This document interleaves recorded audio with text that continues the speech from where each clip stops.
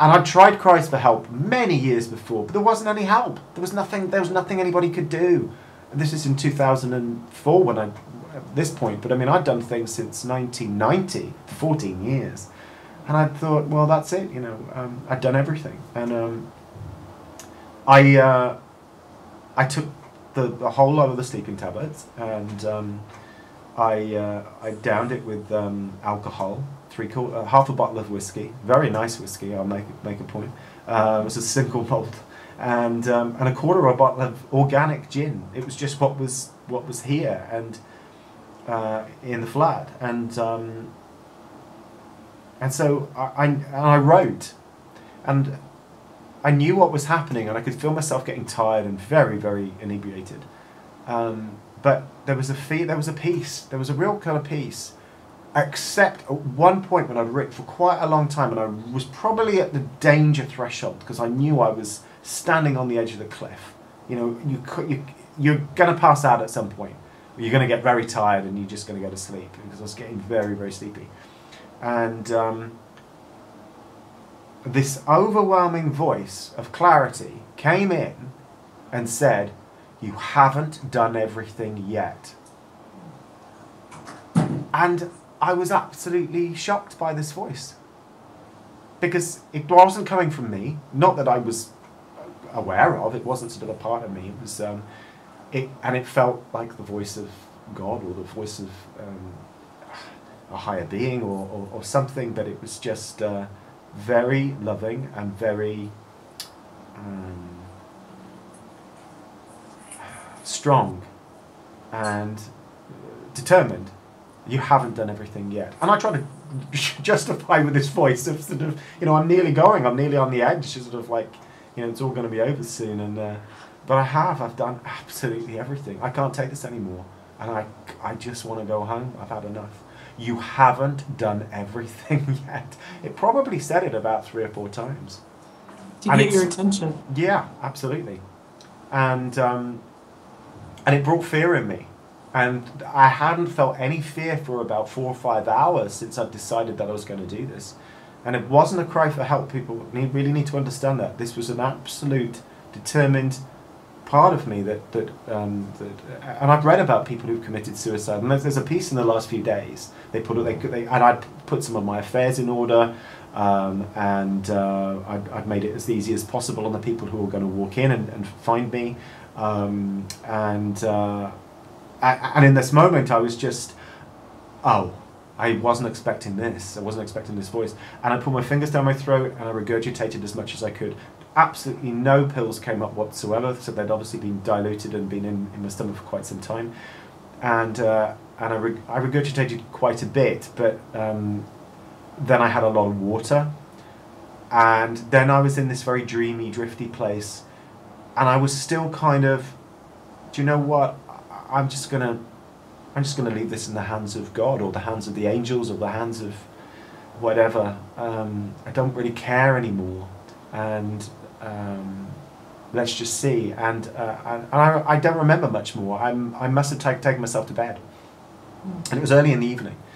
I woke up the next day, 20 hours later. I did this about 9 in the evening on a Monday, and I woke up at 5 p.m. on a Tuesday with a chronic hangover.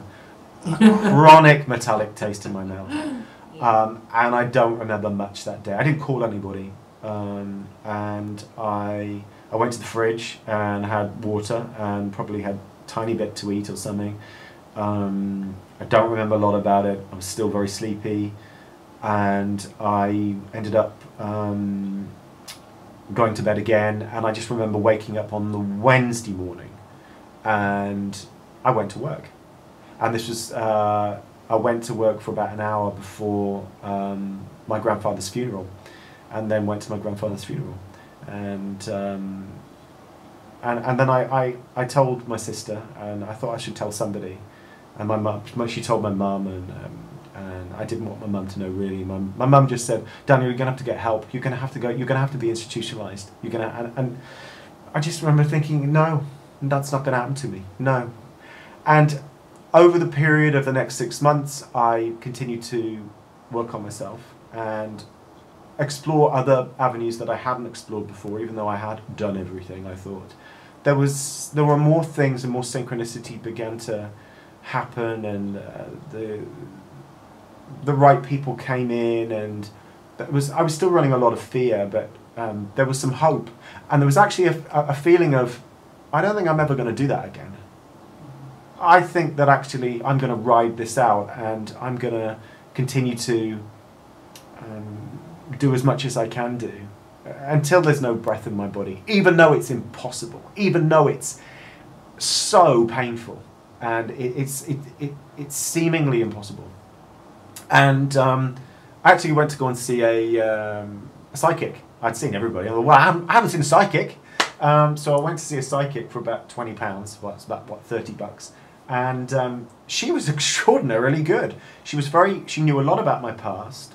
And even if it's all mumbo jumbo, and I don't believe that it is, but even if it is, it actually gave me belief, because she was able to unpick lots of things about my past that she knew about. And I know that that's possible from cold reading, but she was very accurate. And she also began to sort of say things about my future. And one of the things was, you're going to make a complete recovery. And she talked about teaching. She talked about that I can see you doing counselling, but it's not quite counselling. And from that, and she also mentioned about America and Canada, and I didn't know anybody in America and Canada back then. And there were lots of things, and actually things that she said that still come into my life to this day. And very hypnotic. Even if it's complete rubbish, it was actually a really, really good, it was almost the best hypnosis session I'd ever had, because she gave me belief. And I just continued to move forward. My elder brother was studying NLP, that's Neuro-Linguistic Programming. It's something that I practice now as an NLP coach.